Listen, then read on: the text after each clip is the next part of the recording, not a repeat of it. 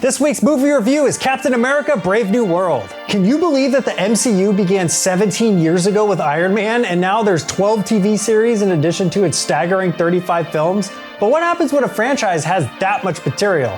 Well, in the case of Cap, it begins repeating itself.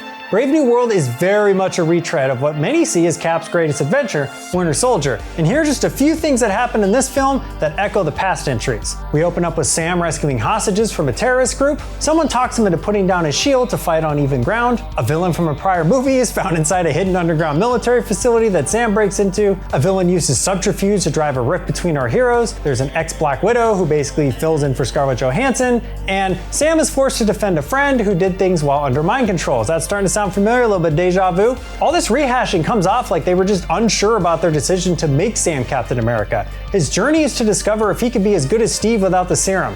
That's a great plot point, but we already covered that in Falcon and the Winter Soldier. In some ways, it just feels like the subplot was added in during those notorious reshoots, because sometimes Sam is overly cocky and flippant, but then on the dime, he just whiplashes into questioning if he has what it takes. Look, Anthony Mackie handles the material well. He's got some really good chemistry with his co-stars. I especially liked his repertoire with the new Falcon, but a strong cast can't outact terribly bland writing that's keen to just repeat what's come before. Cap 4 also lacks the energy that was brought to the series by the Russo brothers. They were self-proclaimed fans, which is quite the contrast to this film's director, who's best known for the Sundance darling Loose, which is a serious drama film. That's a far cry from an action movie where an 82-year-old man turns into a red-skinned monster. The movie just feels like two films smashed into one. On one hand, it's trying to be a Captain America film, but on the other hand, it's a ghost sequel to The Incredible Hulk. Now, there's a reason for this. Disney can't make a Hulk movie without Universal, and they can use Hulk characters in other projects without any restrictions, so I get why they did it, but this is Sam Wilson's true first outing as Cap. I don't count the TV show. And so we shouldn't be focusing on tying up loose ends from a 17-year-old movie. We needed a story that focused on Sam. What we have instead is this split focus between him and Harrison Ford's Thunderbolt Ross, who kind of gets to take the center stage by turning into Red Hulk.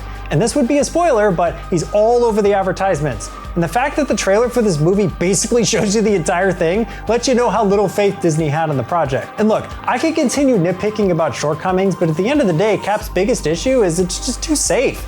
Like a car idling, it just sits there waiting for somewhere to go. The script is a copy-paste of Winter Soldier with some words moved around, which shows you an utter lack of confidence in the decisions that were made to lead us to this movie.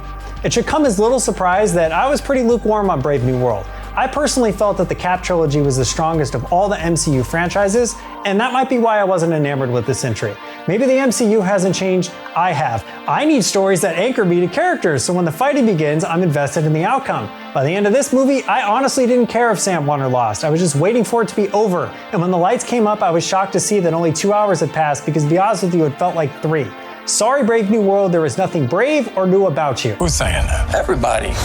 But that's just my opinion. Did you see Brave New World? If you did, let me know your thoughts down in the comments, and I will catch y'all next time.